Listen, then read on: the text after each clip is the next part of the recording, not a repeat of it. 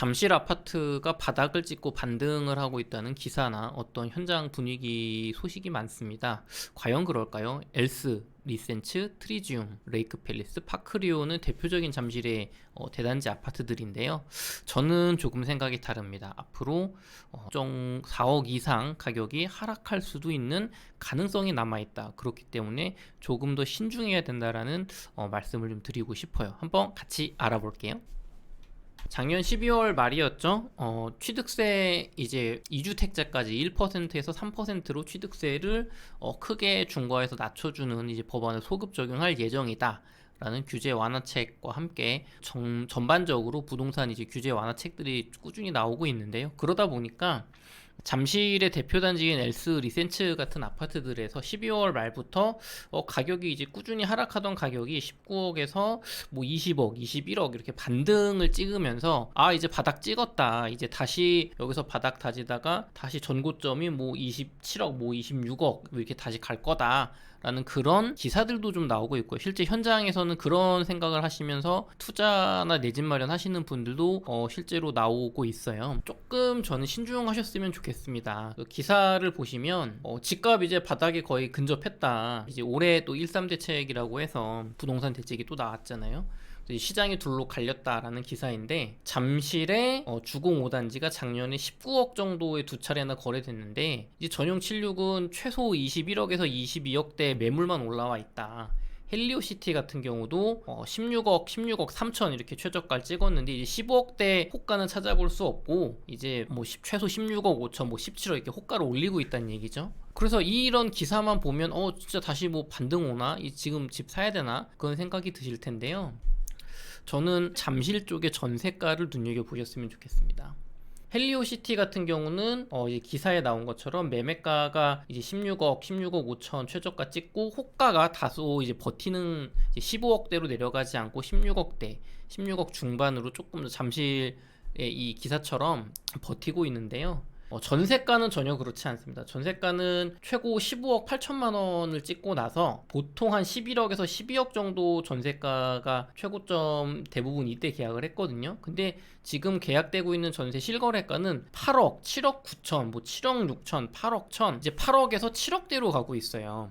매매가는 일시적으로 부동산 어떤 완화책, 규제 완화책, 정부의 이 연착륙을 위한 집값 하락이 너무 가파르니까 좀 속도를 늦추려는 어떤 완화책의 이제 어떤 그 매매가가 반응을 하면서 소폭 반등이 나오고 있는 분위기지만 전세가는 지금 멈춤 없이 계속 떨어지고 있단 말이에요. 이게 뭐가 문제가 되냐면 2020년 여름에서 2021년 뭐 겨울 정도, 올해 뭐 22년 초 정도까지 전세가가 굉장히 많이 올랐습니다. 이제 임대 3법의 부작용으로 굉장히 전세가가 막 3, 4, 5억씩 이렇게 막 엄청나게 단기간에 폭등을 했거든요. 그러다 보니까 지금 보시는 것처럼 이 임대 3법 기간 동안에 혹은 임대 3법이 이제 시행될 거니까 미리 올리자 뭐 이런 기간에 이렇게 전세가가 막 많이 올랐단 말이에요. 헬리오시티 같은 경우도 6억 5천 하던 게 10억 6천까지. 근데 이제 올해 초 23년 초에 재계약을 하다 보니까 전세가가 지금 7억 9천까지 떨어진 거예요. 그러니까 불과 2년, 정확히 말하면 10개월 전에 비해서 2억 7천만 원을 전세가를 깎아서 재계약을 해야 되는 거죠. 그러니까 집주인 입장에서는 갑자기 1년도 안 되는 시간 동안에 거의 3억에 가까운 돈을 마련해야 되는 겁니다. 마찬가지로 1년 11개월 만에 재계약을 했는데, 전세 재계약을 했는데 11억 8천에서 9억으로, 그러니까 2억 8천만 원, 거의 3억에 가까운 돈을 깎았어요. 그러니까 이런 현상들이 발생하다 보니까 이게 돌려줄 돈 없이 막 영끌해서 무리해서 갭 투자하셨던 그런 분들이 지금 저렴하게 가격을 낮춰서 매매를 던질 수밖에 없는 거예요. 왜냐하면 전세금을 돌려줄 능력이 안 되니까. 물론 이게 뭐 약간 무리하신 분들은 정부에서 풀어주는 뭐 이제 전세자금 그 반환 대출 이런 것들 지금 풀어주고 있거든요. 그 문제 없이 지금 전세가가 떨어진 거 대출 받아서 세입자분에게 전세금 정확히 돌려줘라 라고 정부에서 퇴로를 주고 있는데, 그거를 활용할 수 없을 정도로 무리하게 영끌 갭 투자 막 다주택 투자하신 집주인들이 있단 말이에요. 그런 분들은 큰 손해를 감수하고 매매가를 낮춰서 급매로 팔 수밖에 없는 입장인 분들이 많이 있는 거예요. 그러면 이제 이런 기사가 나오는 거죠. 계속 살 테니까 3억을 전세가를 낮춰주세요. 임대료를 깎고 갱신하는 세입자들, 고덕과 잠실에서 임대료 하향 갱신 속출. 그러니까 이제 계약갱신 청구권을 활용을 해가지고 전에는 막 5% 올리고 갱신을 했잖아요.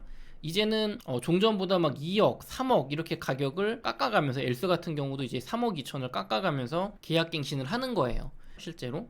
그래서 리센츠나 엘스 뭐 트리지움, 파크리오 뭐 이런 아파트들, 레이크 팰리스 같은 아파트들이 그럼 전세금이 뭐 떨어질 폭이 사실 헬리오시티보다 훨씬 더 높아요. 이 잠실의 엘스 리센츠 같은 경우는 굉장히 임대산법 기간에 거의 막 2배 가까이 폭등한, 최소 막 6억, 5억, 4억, 뭐 최대는 8억 이렇게 폭등한 전세금으로 최고가의 세팅이 되어 있는 갭 투자 물건들이 많단 말이에요. 이것들이 올해 2023년 24년 초까지 만기가 돌아오면서 집주인들이 막 5억, 6억, 7억씩을 만들어서 전세 세입자한테 돌려줄 위기에 처했단 말이에요. 물론 이거를 이제 월세로 해가지고 이자 계산해서 버티는 집주인들과 세입자분들도 있겠지만, 세입자분들도 지금 집값이 이렇게 떨어지는 상황에서 내 집 사기 좋은 시기다 보니까 전세보증금 돌려받아서 내 집 마련하려는 분들 분명히 있단 말이에요. 그렇기 때문에 이 전세금이 크게 떨어지고 있다는 건 과연 지금 신문상에서 어떤 뉴스상에서 혹은 뭐 부동산 투자자분들이 말하는 대로 잠실에 이제 집값이 바닥을 찍었냐,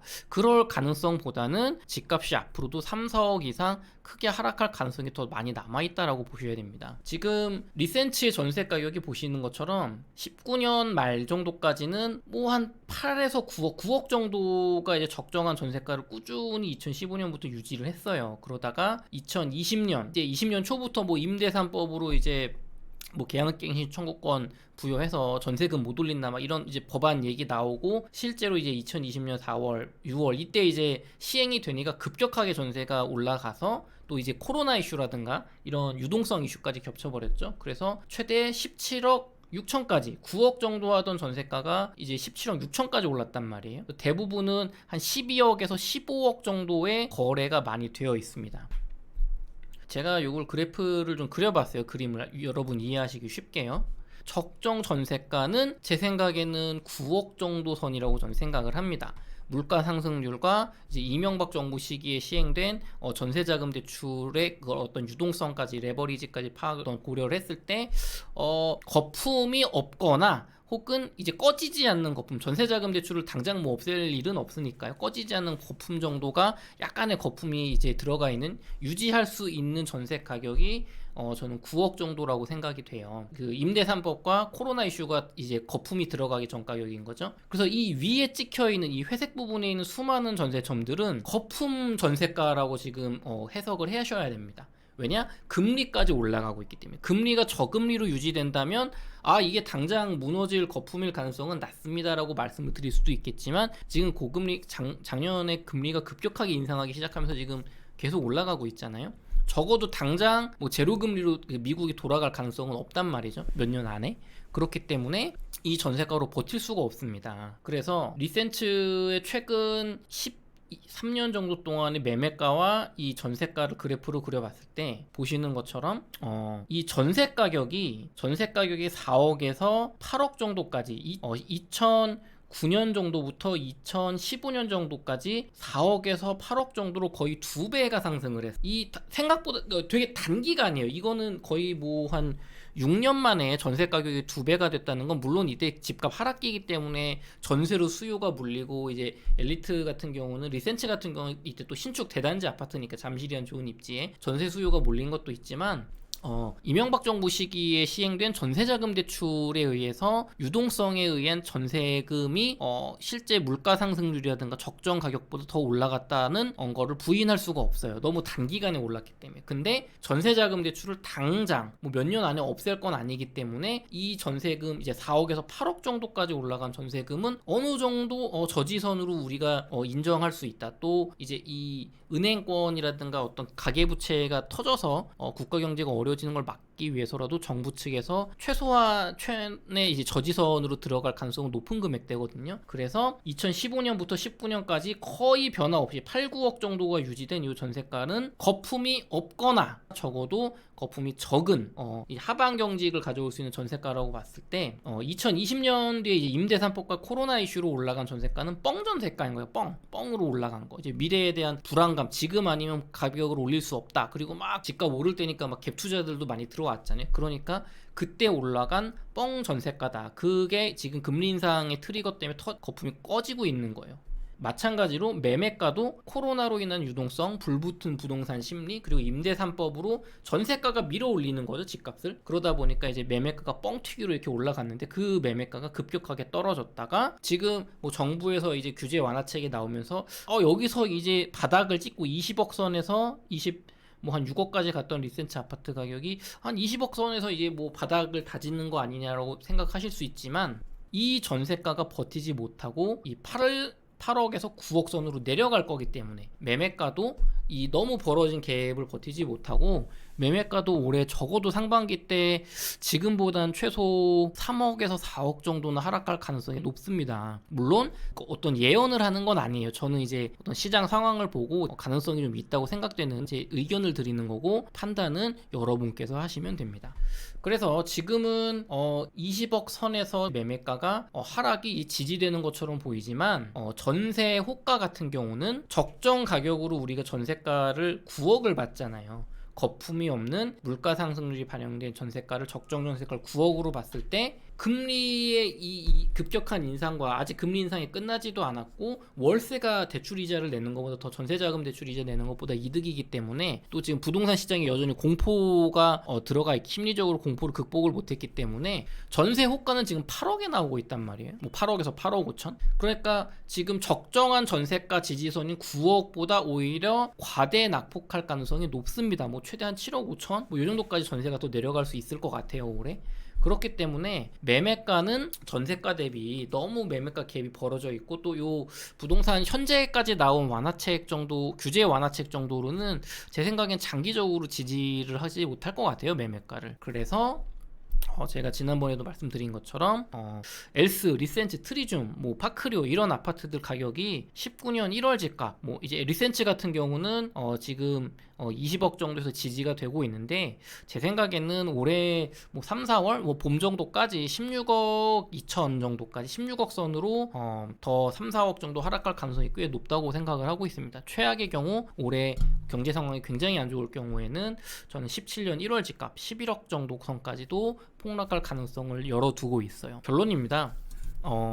거품 전세가가 꺼지고 있는 상황에서 거품 매매가가 계속 버티기는 어려워요. 이 정도 규제 완화책으로는 안 돼요. 전쟁도 끝나지 않았고요. 미국의 금리 인상도 남아있고요. 정부에서 부동산 부양책을 지금 하고 있는 건 아니기 때문에 이 정도로는 저는 버티는 게 쉽지 않을 것 같습니다. 그래서 2023년 상반기 무리한 투자는 절대 안 된다. 적어도 올해 봄, 올해 3, 4월 정도까지는 좀 더 지켜보시고 시장 상황을 면밀히 분석하신 다음에 무리하지 않는 투자를 여러분이 하셨으면 좋겠습니다. 감사합니다.